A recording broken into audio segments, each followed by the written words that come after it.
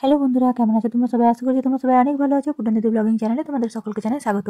আজ আমি তোমাদের জন্য নিয়ে এসেছি একটা নতুন রেসিপি। আজ আমি তোমাদেরকে বানিয়ে দেখাবো কিভাবে তোমরা বাঁধাকপি দিয়ে তৈরি করে নিতে পারবে একদম মুচমুচে পকোড়া, তাও আবার একদমই কম সময়ের মধ্যে। তো চলো তৈরি করে নিই। তো এখানে দেখতে পাচ্ছ আমি একটা বাঁধাকপিকে খুব ভালো করে ছোটো ছোটো করে কেটে নিয়েছি। এরপর এই বাঁধাকপিটাকে আমি খুব ভালো করে কিন্তু সেদ্ধ করে নেবো। এখন দেখো আমি একটা বাটিতে নিয়ে নিয়েছি বেসন, আর এই বেসনের সাথে আমি মিশিয়ে নিয়েছি প্রায় 2 চামচের মতো সুজি এবং প্রায় 1 কাপের মতো চালের গুঁড়ি। এরপর আমি আগে থেকে সেদ্ধ করে রাখা বাঁধাকপিটাকে খুব ভালোভাবে এই বেসনের সাথে মিশিয়ে নেবো। আর এখানে আমি দিয়ে নিয়েছি একটা পেঁয়াজকে ছোটো ছোটো করে কেটে নিয়েছি, মানে সরু করে কেটে নিয়েছি, সেটা আমি মিশিয়ে নেবো।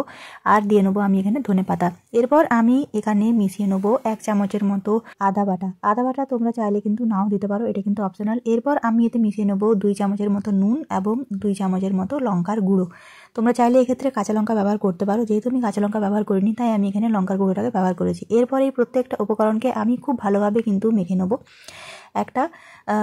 একটা চিটচিটে টাইপের মিশ্রণ আমি এখানে তৈরি করে নেবো, যাতে এটা খুব ভালোভাবে ভাজা যায়। সেই অবস্থায় আমি এটাকে নিয়ে চলে আসবো। আর বাঁধাকপির যে জলটা সেটাকে ফেলে দিতে হবে। তারপর বাঁধাকপির জলটাকে সম্পূর্ণ বের করে দেওয়ার পর কিন্তু এই বেসনের সাথে খুব ভালোভাবে মিশিয়ে নিতে হবে।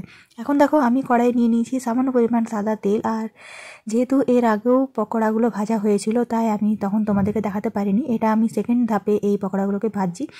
তো এখন দেখো তেলের পরিমাণটা একটুখানি কমে গেছে। এখন আমি এতে দিয়ে নেবো আরও সামান্য পরিমাণে কিছু পকোড়া, মানে এখন আমি ছেড়ে নেবো একটা চামচে করে।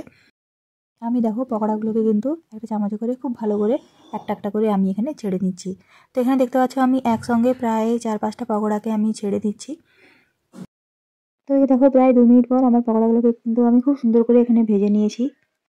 এখন আমি পকোড়াগুলোকে একটা প্লেটের মধ্যে সার্ভ করে দিচ্ছি। আর পকোড়াগুলো দেখতেই পাচ্ছ খুব সুন্দরভাবে কিন্তু এটা ভাজা হয়ে গেছে, দেখতেই পাচ্ছ খুব সুন্দর লাল করে আমি ভেজে নিয়েছি পকোড়াটাকে। আর এটাকে আমি সার্ভ করেছি টমেটো সস দিয়ে। তার টমেটো সসের ওপরে আমি দিয়ে নিয়েছি একটা একদম চকচকে দেখতে ধনেপাতা। তো আমার এই রেসিপি তোমাদের কেমন লাগলো তোমরা কিন্তু অবশ্যই আমাকে কমেন্ট করে জানিও। এই শীতকালে 1 কাপ গরম চায়ের সাথে কিন্তু এরকম টাইপের মুচমুচে পকোড়া একদম তোমাদের বিকেলটাকে জমিয়ে দেবে। তো আমার রেসিপি তোমাদের কেমন লেগেছে অবশ্যই কিন্তু কমেন্ট করে জানিও। ভিডিওটা ভালো লেগে থাকলে চ্যানেলটিকে লাইক, সাবস্ক্রাইব এবং শেয়ার করতে একদম ভুলো না।